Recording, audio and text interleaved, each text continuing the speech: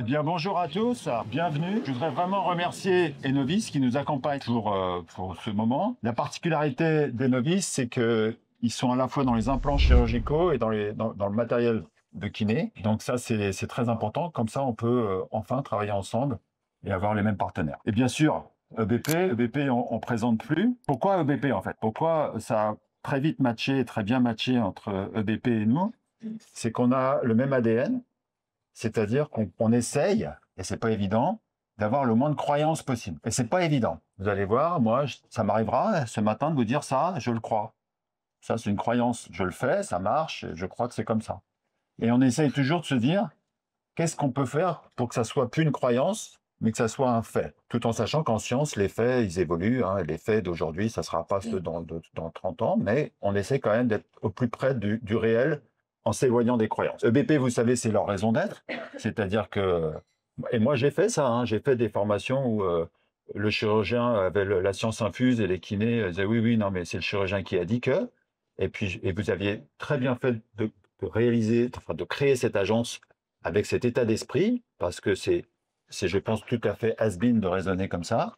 Aujourd'hui, on est des partenaires, on travaille ensemble, et on doit le faire sur des preuves. Voilà, donc merci beaucoup. Nous, une partie de l'équipe, simplement, est là. Je vous présente rapidement l'équipe quand même, qui on est. Donc, moi, à la fin de l'année, je serai 100% à Paris, donc c'est plus la peine que je me présente comme étant un peu encore breton. Donc, l'équipe, on est beaucoup, on est presque 10 personnes en tout. Voilà, donc il y a 2 kinésithérapeutes avec qui je travaille depuis des années et qui sont vraiment une source inspirante quotidienne, qui sont Solène Guin, que vous connaissez, et Damien Cornevin. C'est pour ça qu'on est ensemble ici. En arrivant à Paris, j'ai décidé de ne faire que plus que 8 malades par semaine, et j'en ferai pas plus, pour que chaque patient soit accompagné personnellement. Et il y a donc Ala qui est ici et qui s'occupe vraiment du suivi des malades quotidien. Et les malades ont son portable, et c'est elle qui gère les patients comme ici, comme dans un hôtel 5 étoiles. Il y a Céline qui n'est pas là, qui est la référente science. Il y a Sabine qui va arriver, qui gère tout le monde, mais c'est pas facile parce que moi, je peux pas gérer 8-10 personnes, c'est plus compliqué. Et, et puis ensuite, il y a des aides opératoires. Voilà, donc c'est toute une équipe. Qu'est-ce qui nous différencie? Qu'est-ce qu'on essaye de faire? Eh ben, exactement comme EBP, c'est pour ça qu'on est là aujourd'hui. C'est-à-dire que dès que le patient a une date opératoire, il rentre dans un process, et ça, c'est Céline qui s'en occupe.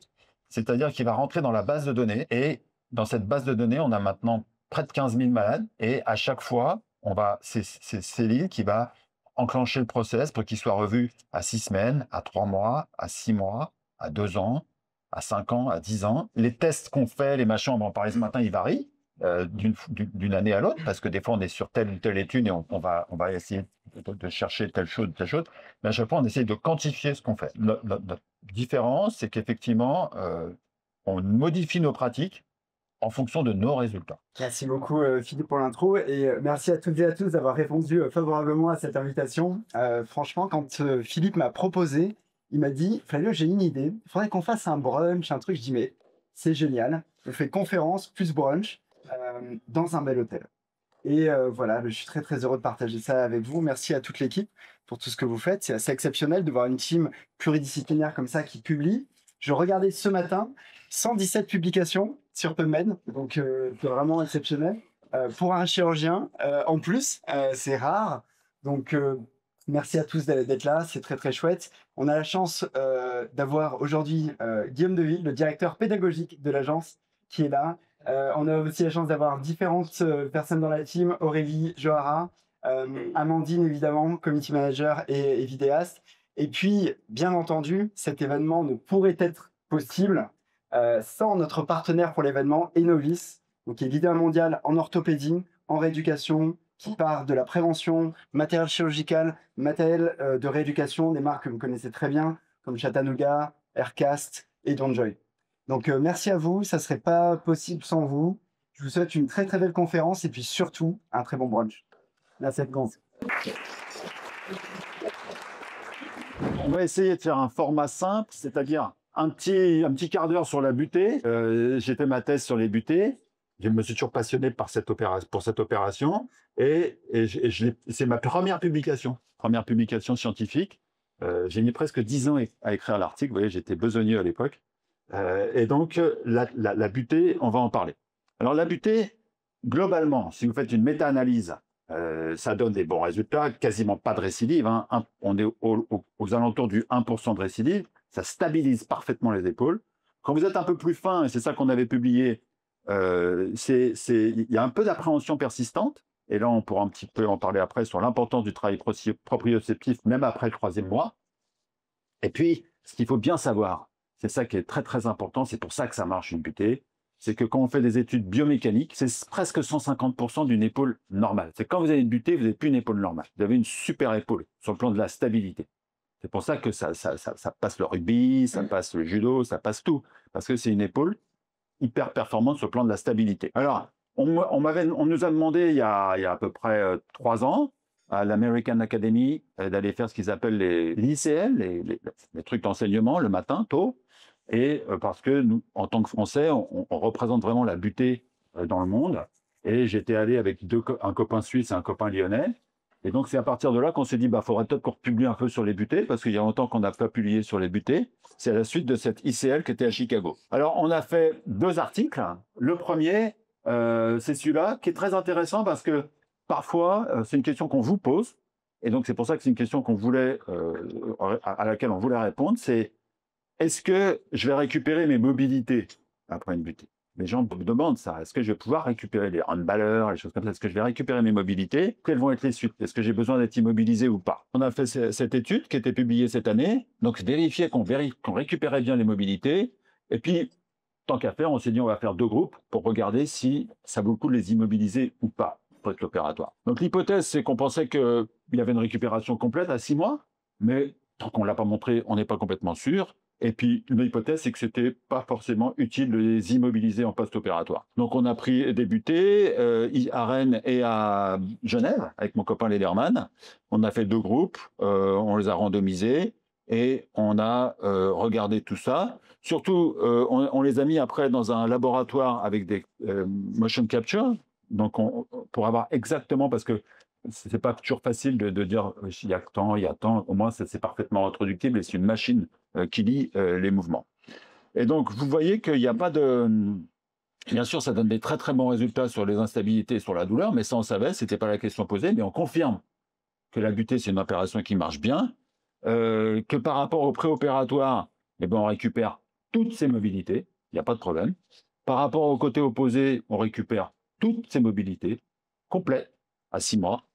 Et qu'avec ou sans immobilisation, c'est pareil. Donc globalement, ce n'est pas une faute de les immobiliser, mais ça ne sert à rien. Et qu'à 6 mois, de toute façon, ils vont très bien. Donc voilà les résultats statistiques. Donc les messages à retenir, c'est que l'intervention de la Target, qui est une intervention très française, qui marche bien, on peut dire aux patients qui ne récidiveront pas et qu'ils auront de bonnes mobilités post-opératoires. La question qui est souvent posée aussi, c'est chez les professionnels, et notamment chez les handballeurs, parce que c'est eux qui se luxent souvent l'épaule. Souvent, c'est les armées contrées, ils font comme ça, et puis quelqu'un passe derrière, ils ont mal l'épaule. D'ailleurs, au passage, ça peut être souvent des causes d'épaules douloureuses simples. Avant qu'on découvre l'instabilité, on pourra en parler. Donc, on se dit, c'est pas grave, on va regarder aussi. On a regardé dans nos données, donc c'est Stéphane Bauer, qui était plus jeune, qui a collecté les cas de Lionel Netton à Lyon. Il y en avait pas mal. Moi, j'en avais pas mal parce qu'à Rennes, à Cesson, il y a un club, ils sont en National 1. Et puis Mathias Jungstein, qui a la particularité d'être un ancien handballeur professionnel. Il a fait des Jeux Olympiques et donc il connaît parfaitement le handball. Donc, on a collecté tous nos cas d'handballeurs professionnels et on a publié qu'ils avaient quasiment tous repris le handball en niveau pro. Ça, c'est souvent une question qui est posée par les coachs ou par l'athlète qui se dit merde, qu'est-ce que c'est son outil de travail, son épaule? Eh bien, on peut leur répondre que même chez les handballeurs où on sollicite vraiment l'épaule, ça marche. Voilà, j'ai fini. Merci. Donc, je vous propose qu'on enchaîne avec le topo de Damien, puis qu'on fasse une discussion ensuite. Donc, je vais commencer par vous parler quand même un petit rappel rapidement des différentes phases, parce que pour arriver à publier tout ça, il faut quand même qu'il y ait une rééducation qui soit bien menée pour avoir des bons résultats. Donc, normalement, c'est connu de tout le monde, mais ça peut être bien quand même de détailler un petit peu ces 4 phases, sachant qu'il y a des évolutions aussi, comme par exemple, on en parlait avec Philippe avant-hier, sur l'immobilisation, sur une butée, ça va évoluer encore, hein, je pense. Une vraie particularité que je retrouve en consultation avec Philippe sur le travail des kinés, c'est surtout, il ne faut pas en faire de trop, en fait. Si on suit bien les protocoles, si on respecte bien toutes ces phases et les indications, finalement, les patients vont vraiment très bien. C'est toujours très surprenant. Deuxième phase, donc récupération des amplitudes, sevrage de la telle de repos, c'est les points importants. Et à J45, avec Philippe, on les revoit en consultation où on fait notre bilan. Troisième phase, voilà. Et on recommence, reconsultation et rebilan à 3 mois. Surtout, ne bien se rappeler qu'on adapte le protocole au patient et pas l'inverse. Hein. Toujours suivre l'évolution de son patient. Qu'est-ce qu'on fait comme bilan à 6 semaines, à 3 mois et à 6 mois. Et c'est ça qui servira pour les bases de données, pour toutes ces publications. Alors, bon, questionnaire de la douleur, donc avec différents types de questionnaires. Bilan des mobilités, bon, ça c'est classique. Après, on utilise essentiellement le score de constant. Le score de constant est un score donc fonctionnel et universel, hein, et ça permet d'être interdisciplinaire. Tout le monde sait ce que c'est aujourd'hui, tous les professionnels de santé. Il y a une fiabilité interévaluateur qui est quand même avec un ICC de 0,85 à 0,95, qui est très bon, et intra-évaluateur qui est excellent, entre 0,90 et 0,98. Donc on réalise ce score de constant à 3 mois et à 6 mois. Les différents tests d'épaule, il y a 44 scores d'évaluation sur l'épaule, donc c'est toujours très compliqué. Les plus utilisés sont évidemment le score de constant et le DASH. Alors on va revenir un petit peu après sur les tests, les autres tests. Alors les deux qu'on utilise avec Philippe et Solène, c'est l'Y Balance Test, modifié pour l'épaule. D'accord. À la base, c'est un test du membre inférieur. D'accord. L'intérêt en post-chirurgical, c'est la symétrie et la distance, la diminution de portée dans les 3 directions et le contrôle moteur. Et le deuxième test qu'on utilise, c'est le CKCUES test. D'accord. Voilà. Après, il y a tous les autres tests. Après, je pense que ça sert à rien d'en faire trop. Si on fait bien, on a le score de constant, l'Y Balance Test, le CKCUES, la douleur, les amplitudes, on a toutes les infos pour savoir si notre patient il va bien. Et après, savoir si, alors toujours sur autorisation du chirurgien, savoir s'il peut reprendre ses activités ou pas. Merci à vous. Cette étude, c'est une de nos premières diapos avec Solène. Quand on a commencé il y a 15 ans, c'était on mobilise, on mobilise, on mobilise. Alors, il y a que 3 mots. Les coiffes qui étaient... j'ai commencé ma carrière, elles allaient en centre, elles étaient dans un truc comme ça, en plâtre, et puis ils ne bougeaient pas pendant 6 semaines, parce que la coiffe, il fallait vraiment avoir envie. Et puis on a révolutionné le truc en disant, c'est sous arthroscopie, on va les faire bouger très vite, ils vont aller très bien, et on faisait des cours comme ça, hein, en disant, regardez, c'est nos malades, on est à J5, ils bougent, il faut les faire bouger. Et puis, en discutant, en voyant, on se dit que quand même, la vraie question qu'il fallait qu'on se pose, c'est est-ce qu'une récupération rapide, qu'on cherche, était vraiment synonyme de cicatrisation tendinienne? Est-ce que c'est vrai, ils vont vite, c'est vrai, ils vont bien, mais est-ce que c'est vraiment bon pour le tendon? Alors qu'on sait que pour d'autres endroits, c'est bon. La main, on connaît tous ces travaux biomécaniques, l'histochimie qui ont montré que quand on mobilise un tendon, c'est mieux. Enfin bref, tout ça, on l'a archi-lu, mais c'est des rats, hein, souvent, ou des lapins, mais chez nous, chez les épaules, où c'est quand même complètement différent. Vous savez que l'épaule, quand les gens ils me disent est-ce que je n'ai pas le droit de travailler les bras en l'air, je leur dis mais vous savez, les bras en l'air, c'est comme ça que vous reposez le plus votre coiffe, elle est au repos total. Elle est sur un transat, elle ne fait rien. Alors que quand vous faites ça, là, à donner une conférence, votre supraépineux, il souffre.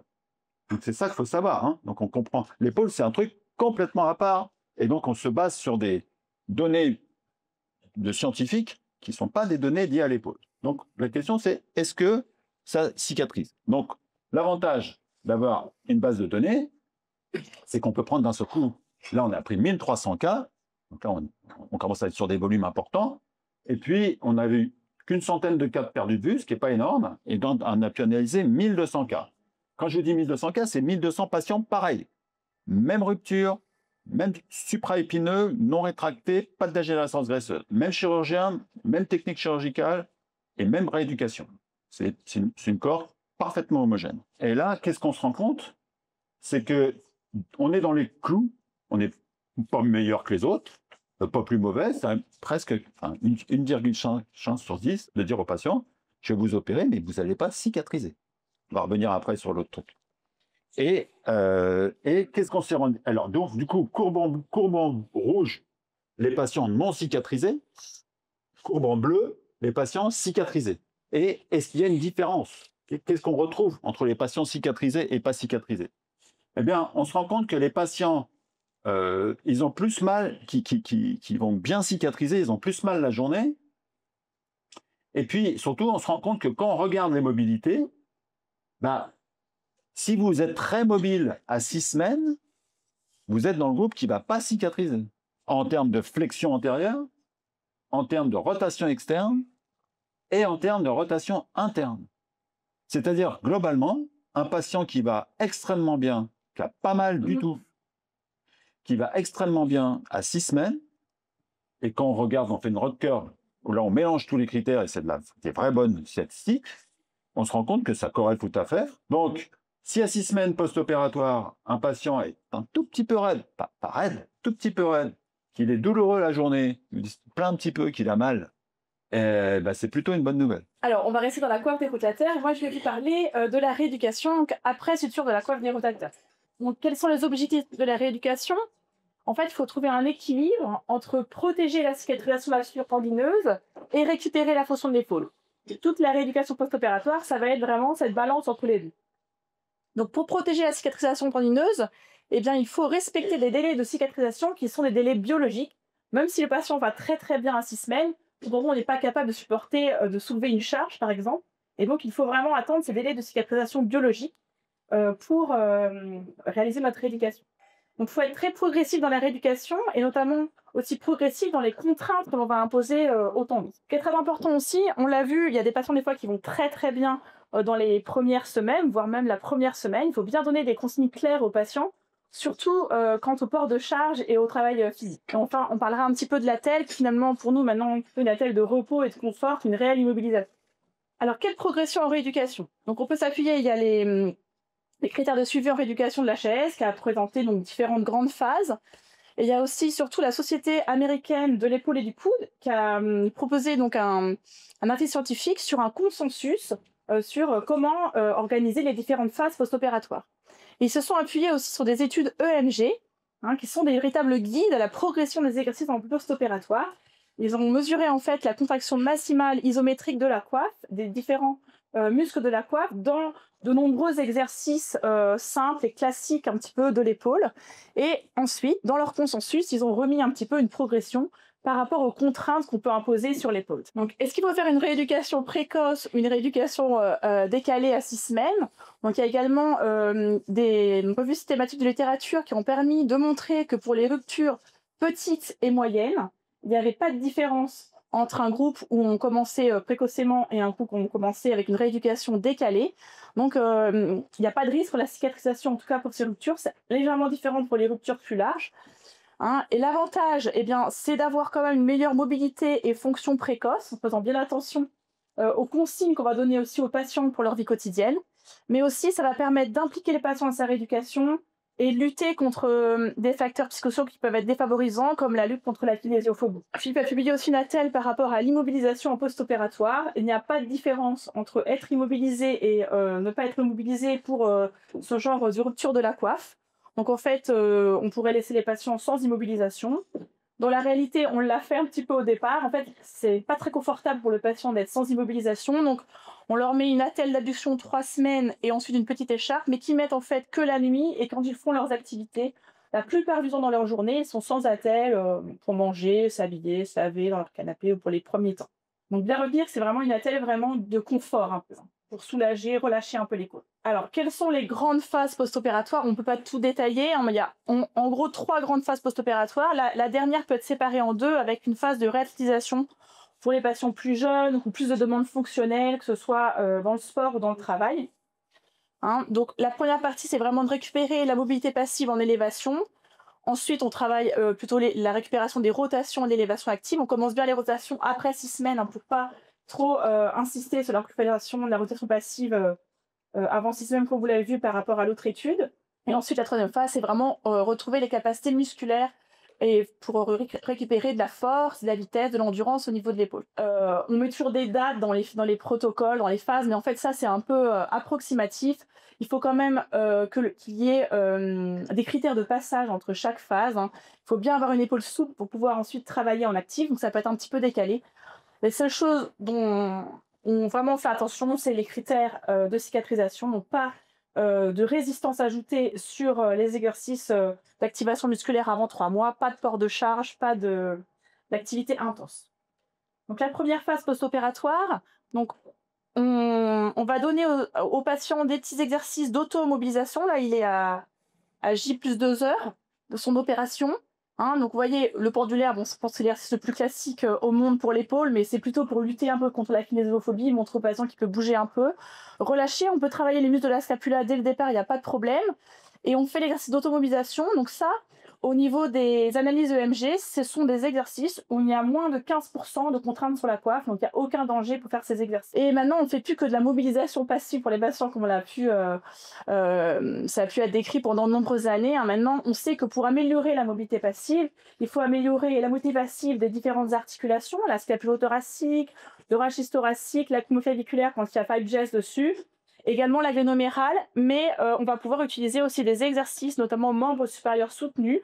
C'est pareil, c'est des exercices qui sont à faible contrainte sur la coiffe. Il faut comprendre que le patient est plus impliqué dans sa rééducation, c'est plus motivant pour lui aussi de voir qu'il récupère un peu de mobilité. Ensuite, pour la deuxième phase, hein, qui est plutôt le but de récupérer une élévation active fonctionnelle, donc une élévation fluide avec une vitesse normale. Donc tout ça, il faut vraiment bien avoir l'élévation passive d'abord. On va réactiver les muscles et les programmes moteurs nécessaires à la fonction de l'épaule, sans résistance ajoutée. Hein. On va travailler les muscles de la scapula, le dentelé, le trapèze, les muscles de la coiffe. Hein. On peut utiliser quelques principes spécifiques de rééducation, le travail au zénith. On a beaucoup étudié cela parce que dans la position au zénith, eh bien, il y a moins de contraintes sur la coiffe parce qu'il n'y a pas de bras de levier. Et c'est aussi ça permet de plus travailler les muscles de la scapulo-thoracique. Et ça permet également de mieux activer les programmes moteurs. Donc on peut utiliser aussi bien sûr la chaîne cinétique, hein, qui permet de soulager les contraintes sur la coiffe et d'activer les muscles de la scapula. Et puis également penser au rachis thoracique dans la rééducation des côtes. Dernière phase, donc la phase plutôt de renforcement musculaire. Hein, on va travailler la force, la vitesse, l'endurance, le contrôle moteur. Et c'est important de s'adapter à la demande fonctionnelle du patient. Évidemment, les exercices les plus difficiles, hein, supérieurs à 50% de contraction de la coiffe, ça sera réservé aux patients qui ont vraiment une demande fonctionnelle importante. Donc en conclusion, on peut réaliser une rééducation précoce en donnant bien des consignes aux patients pour le port de charge et surtout que ce soit progressif en tenant compte des critères de passage d'une phase à l'autre, que le patient soit bien acteur de sa rééducation et que nous, on soit attentifs à ses attentes fonctionnelles. Et comme on est en post-chirurgical, il faut une bonne communication aussi entre le chirurgien et le kiné pour savoir le compte rendu opératoire, savoir s'il y a des choses particulières pour ce patient. Alors, on a vu juste, c'était pour aborder un petit sujet qui est, on en verra pendant la discussion, c'est le problème de l'âge.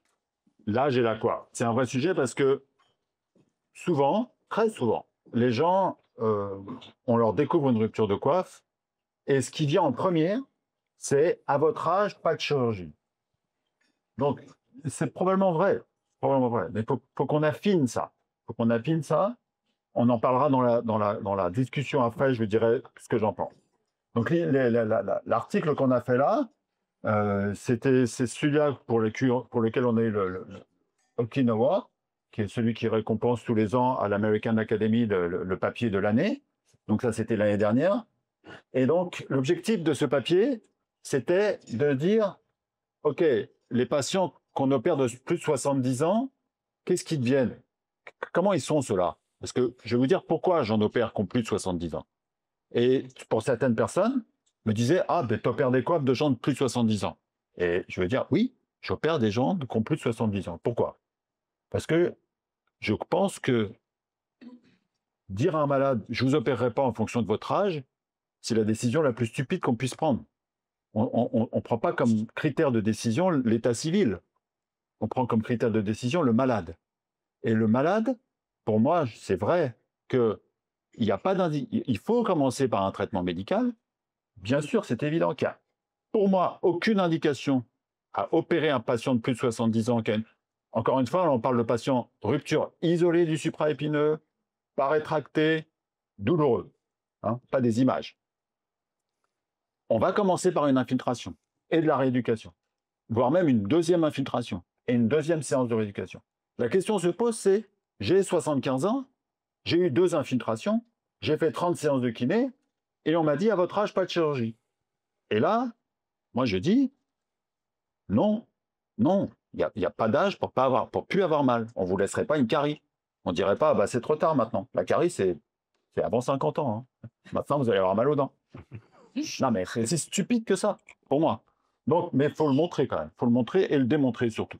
Donc, pareil, on a classifié nos malades. Pour la question qu'on avait tout à l'heure, c'est Sugaya. Et là, bah, du coup, je n'avais pas prévu, mais c'est en bas la référence de nos articles pour valider cette classification.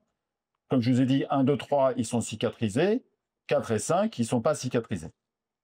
Et effectivement, on a comparé un groupe de malades qui a en moyenne moins de 50 ans, donc des gens, on n'a pas pris des borderline, on a pris un groupe moins de 50 ans, quand même, et l'autre plus de 70 ans, pour vraiment montrer les différences entre les deux. Et effectivement, eh ben, on retrouve qu'il y a plus d'hypertension et de dyslipidémie chez les gens qui ont plus de 70 ans, mais ça, c'est lié c'est la preuve quand même qu'on a des corps qui sont cohérentes. Et puis, on a fait plus de ténotomie du biceps, ou quasiment tout le temps des ténotomies du biceps chez les personnes âgées par rapport aux personnes de moins de 50 ans. Et quand vous regardez la satisfaction, les gens sont globalement de toute façon satisfaits, et il n'y a pas de différence entre les gens qui ont moins de 50 ans et les gens qui ont plus de 70 ans, ils sont tout autant satisfaits. Ils sont contents les deux groupes. Effectivement, on n'est pas meilleur que les autres, loin de là, et effectivement, on confirme qu'il y a un taux de cicatrisation qui est plus faible chez les patients de plus de 70 ans. C'est normal, il y a une apoptose, il y a une mort cellulaire, on n'est pas des magiciens, on ne fait pas cicatriser des plus vieux tendons que des plus jeunes tendons. Par contre, si vous regardez, c'est ça qui est intéressant, si vous vous placez du côté du patient, parce que le patient, qu'est-ce qu'il demande en fait? Sa première demande, c'est pas de cicatriser. Sa première demande, c'est de ne plus avoir mal. Et c'est ça son problème. Et donc, quand vous regardez ça, quand vous regardez les scores, ils sont nettement plus intéressants chez les gens de plus de 70 ans. C'est-à-dire qu'ils sont vraiment hauts. C'est-à-dire que même s'ils ne cicatrisent pas, ils ont des scores fonctionnels très très hauts après la chirurgie. Donc, c'est vrai qu'il y a une moins bonne cicatrisation, mais les scores fonctionnels sont nettement supérieurs à des gens plus jeunes, voire même très jeunes, qui ont moins de 50 ans. Donc, en conclusion, eh bien, c'est ce que je vous disais, c'est-à-dire, bien sûr qu'il ne faut pas opérer toutes les coiffes rompues de plus de 70 ans, parce que ça serait n'importe quoi, et puis de toute façon, sinon, il y aurait des chirurgiens de l'épaule à tous les coins de rue, parce que c'est quand même une personne sur 3 a une rupture de coiffe passé 60 ans, donc ça serait n'importe quoi. Mais par contre, comme je disais juste avant, le patient qui a été parfaitement pris en charge médicalement, c'est tout à fait légitime de lui réparer son tendon. Si on vous dit, oui, mais il y a moins de chances qu'il cicatrise, c'est vrai, mais il y a quand même de très grandes chances qu'il aille mieux qu'un patient de 50 ans. Et puis, vivre avec une douleur d'épaule, ça vous pourrit la vie. Hein. Vous dormez mal, vous vivez mal, vous finissez par être ronchon, enfin bon, c'est pas bon, quoi. Donc quand même, notre première objectif, enfin, notre mission première, c'est que les gens n'aient plus mal. Voilà. Donc on reste dans notre mission. Merci. Maintenant, la prothèse inversée. On va parler des indications un tout petit peu. Alors, centré ou excentré, ça veut dire ça. En fait, c'est ça ce qui se passe. C'est qu'une omarthrose comme ça, c'est une rupture du supraépineux isolé qui a 25 ans. C'est ça qu'il faut bien se dire. Pas toujours, mais ça peut être ça. Mais c'est la même maladie.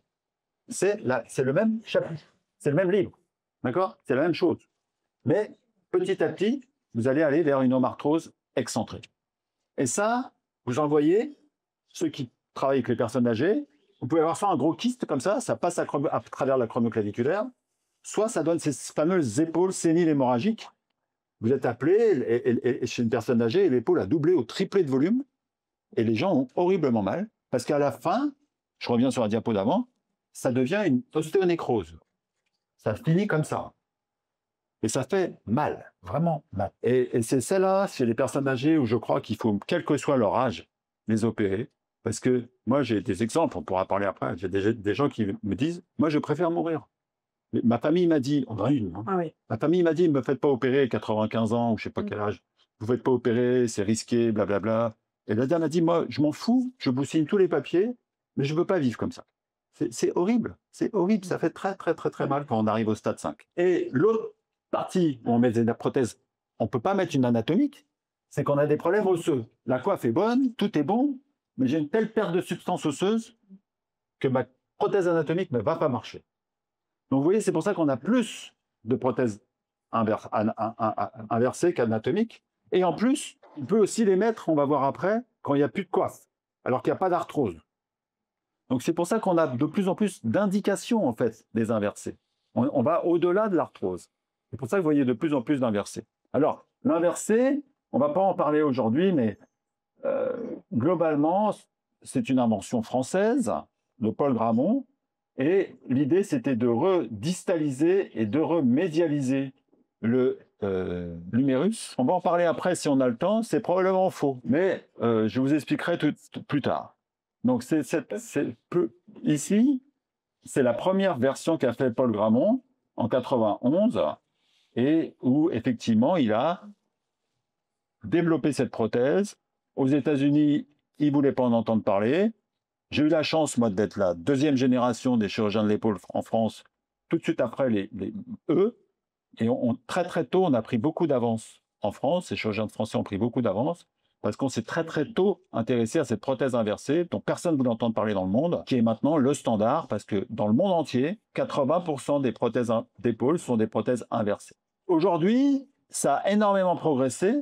Les prothèses inversées, on les fait en ambulatoire et sous anesthésie loco-régionale. Je ne sais pas pourquoi, quand vous dites prothèse, d'un seul coup, pour tout le monde, on change de dimension. Alors que moi, je préfère... Enfin, pour les suites, elles sont plus simples qu'une coiffe. Hein. C'est plus simple. Beaucoup plus simple. Parce que, on va voir après, nous, on passe à travers ce scapulaire, on désinsère aucun muscle et on n'immobilise pas les prothèses. Tout de suite, elles bougent. Tout de suite, elles font ce qu'elles veulent. Tout de suite, tout de suite, tout de suite.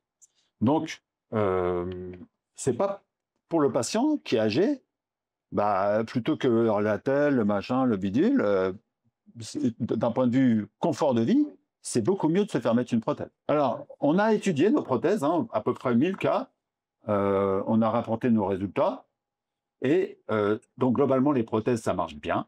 Sur le tour de constant, vous avez des bons résultats, ça donne des excellents résultats de récupération des mobilités. Et je vous ai juste mis là les indications, parce qu'on voulait faire un petit topo sur les indications. Donc, bien sûr, l'indication première, parce que c'est l'indication princeps, c'est la cuff tear arthropathie, c'est-à-dire la coiffe qui est rompue depuis 25 ans. Puis, vous voyez, il y a des coiffes massives, c'est-à-dire des gens il leur manque plus que 2 tendons, ils ont une épaule pseudo-paralytique, et donc ils vont pas bien, donc on leur met une prothèse. Après, il y a des échecs de chirurgie de l'épaule, je ne sais pas pourquoi. Il y a des gens, ils ont été opérés 3, 4, 5 fois de l'épaule. Il faut passer à la prothèse, on ne s'en sort pas. On a analysé ces résultats-là. Les domarthroses centrées, je vous montrais tout à l'heure une diapo où il manque de l'os, donc on ne peut pas mettre une anatomique, donc c'est celle-là. Les polyarthrites rhumatoïdes, les tumeurs, les fractures, les séquelles de fractures, c'est les gens qui ont eu des fractures qui n'ont pas été opérées et se retrouvent avec les os un petit peu de travers. Et puis les révisions de prothèses anatomiques. Et puis les fractures aiguës. Et vous voyez, c'est les résultats en fonction des indications. Ce n'est pas les mêmes résultats en fonction des indications, bien sûr, parce que là, en fait, vous vous retrouvez avec une prothèse inversée et une coiffe normale. Et donc là, ça booste, quoi. Et ça fait une épaule très, très efficace. Mais quel était le problème?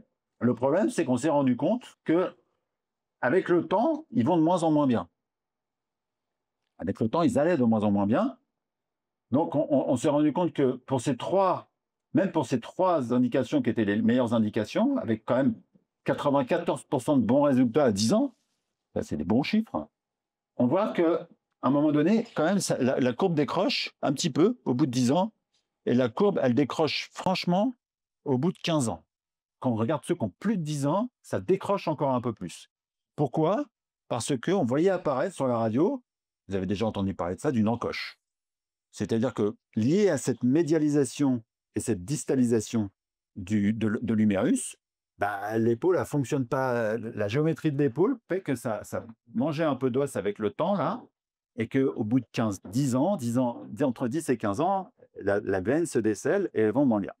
Donc, formidable résultat sur les 10 prochaines. C'est comme le Parkinson. Il y a une lune de miel, et puis, hop, après, on échappe. Donc, du coup, on a essayé de faire des choses. On a publié des choses. On a essayé de latéraliser. Enfin, c'est de la technique, c'est de la cuisine, mais on a essayé de latéraliser la glène pour éviter que l'encoche touche. Et puis, ça marchait moyennement bien, parce qu'il y avait quand même... Alors ça, avec ça, on a nettement diminué le taux d'encoche, mais on en avait encore un petit peu. Et puis, il y a un chirurgien, Mark Frankel, que je connais bien parce que j'avais bien vu que ça faisait des années qu'il avait trouvé un autre concept, une prothèse inversée, mais avec un autre concept. Pas le concept Grammont. Le concept où on ne distalise pas et on ne médialise pas. Et pourtant, on met une inversée quand même. Et son principe est extraordinaire, c'est-à-dire que lui, il est parti d'une prothèse anatomique. Ça, c'est le centre de rotation de la prothèse anatomique. Et on met une prothèse inversée parce qu'on est 2/3 de sphère et un angle cervico-diaphysaire à 135 degrés. Et on appelle ça anatomic reverse. C'est une prothèse anatomique inversée. Biomécaniquement, c'est la même chose qu'une anatomique. Et il n'y a pas d'encoche. Voilà l'up-to-date sur l'inversé. Donc, on parle de la rééducation de l'RAC, puis après, on a... Comment optimiser la rééducation après prothèse totale d'épaule inversée? Alors, tout d'abord, il faut être ambitieux en rééducation. Parce que, comme l'a dit Philippe, les progrès de la chirurgie font que c'est des patients qui vont vraiment très bien. Donc, il faut vraiment qu'on récupère plus que juste mettre la main à la bouche ou mettre la main sur la tête. Les patients, même si la plupart de ces usagers ont des demandes fonctionnelles plus importantes, maintenant, dans les activités, dans le sport, il y a de plus en plus de patients plus jeunes qui sont également opérés. Alors l'objectif, c'est de récupérer une épaule indolore et fonctionnelle pour que le patient puisse reprendre ses activités. Certains maintenant reprennent un travail, des patients qui sont opérés en dessous de 60 ans. La récupération de l'élévation antérieure active, elle est souvent légèrement inférieure à la prothèse anatomique de 10-20 degrés, c'est plutôt 150-160 degrés. La récupération de la rotation latérale active, elle dépend des muscles de la coiffe restante, donc l'infraépineux et le petit rond.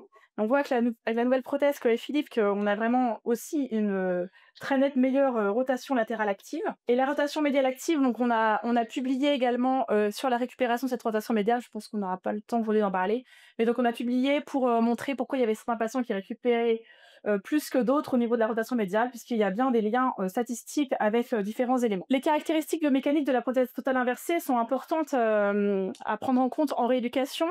Donc tout d'abord, il y a l'importance de la scapula. Pourquoi? Parce que quand on a une prothèse inversée, il y a plus de sollicitation de la scapulothoracique par rapport à une épaule saine. Et cette différence, elle est significative pour le poids de rotation, qui est la sonnette latérale, élévation de la scapula. Donc ça sera vraiment une mobilité à récupérer en rééducation. Pour récupérer cette mobilité scapulothoracique, elle dépend de l'extensivité musculaire, du petit pectoral, des rhomboïdes, mais également de l'acromioclaviculaire et aussi du rachis thoracique. Il faut travailler en extension pour avoir vraiment toute la mobilité, notamment en tilt postérieur également. Et puis en actif, il faudra travailler les muscles moteurs, le dentelé et le trapèze pour retrouver cette sonnette latérale de la scapula. Ensuite, la biomécanique, elle est inversée. C'est un élément concave sur convexe et donc le mouvement et le glissement sont dans le même sens. Il n'y a pas d'imitation passive liée à la capsule. Il n'y a pas de capsulite chez les prothèses inversées parce qu'il n'y a plus de capsule. Quand vous trouvez un patient qui a quand même une imitation, on va dire, de la glénomérale prothétique, eh bien, il faut regarder le muscle grand rond parce qu'il a été décrit qu'il y a bien une tension des muscles adducteurs, notamment chez les patients qui avaient des ruptures massives de coiffe et qui avaient des épaules très pseudo-paralytiques qui compensaient un peu avant l'opération. Très facile de les étirer et on récupère beaucoup plus de mobilité. Et le deltoïde, c'est vraiment le muscle clé de cette prothèse. Avec la prothèse inversée, le deltoïde antérieur et postérieur sont recrutés comme adducteurs. Et puis, il y a vraiment une augmentation de l'activité EMG du deltoïde par rapport à des épaules saines.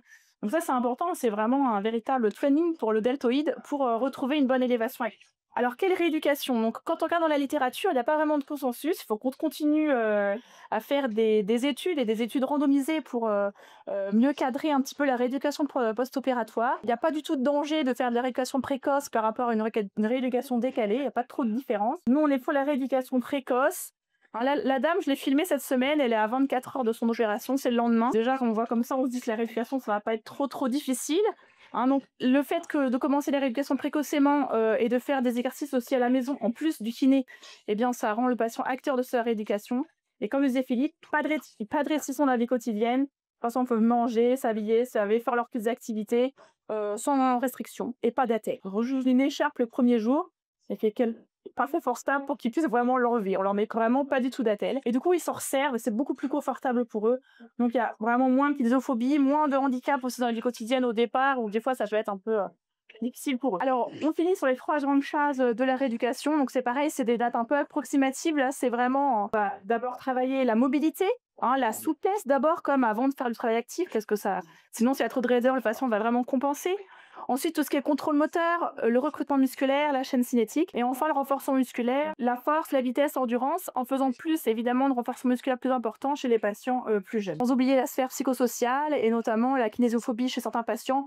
On voit en fait maintenant qu'en leur enlevant la telle, en leur autorisant tout dans la vie quotidienne, il y en a quand même moins. Donc voilà ce qu'on fait dans la première partie, un peu de récupération d'élévation passive. J'en ai parlé, la mobilité passive de la scapulo-thoracique, l'étirement du grand rond, les exercices d'automobilisation. C'est que des petits exemples. Hein. Ensuite, on va récupérer donc l'élévation activer les rotations et activer surtout progressivement le deltoïde. C'est pareil, c'est juste quelques exemples, place et tenir, les exercices membres supérieurs soutenus. Et on va activer aussi les muscles de la scapula. On a vu que c'était très important, donc vous travaillez rapidement le trapèze et le dentelé en les travaillant rapidement dans des positions au zénith et rapidement également dans fenêtre latérale élévation. On sait que ça sera important pour la récupération de la mobilité. Et dans la dernière phase, donc on va renforcer, activer musculairement le dentelé, le trapèze, le deltoïde et les rotateurs latéraux. Il faut bien penser à tout ce qui est fonctionnel, ajouter des éléments neuromoteurs dans votre rééducation. Tout ce qui est mouvement symétrique, ça stimule plus l'activité du côté opéré, le travail de la vision, de la main et la chaîne cinétique, comme on a parlé pour la coiffe. Pour les muscles de la scapula, nous avons le patient à droite, en fente avant, en rotation du. Donc en conclusion, c'est important donc d'avoir une rééducation précoce pour bien appliquer le patient. On pense également que ça pourrait aider pour l'activation du deltoïde. Et puis bien penser au deltoïde, mais également à la scapula, hein, avec la mobilité de la scapula, mais également le dentelé et le trapèze. Et toujours faire une rééducation vraiment neuromotrice. Pour réactiver le programme moteur, c'est souvent des gens qui avaient peu d'élévation active avant l'opération. Donc voilà, c'est important d'avoir cette rééducation neuromotrice.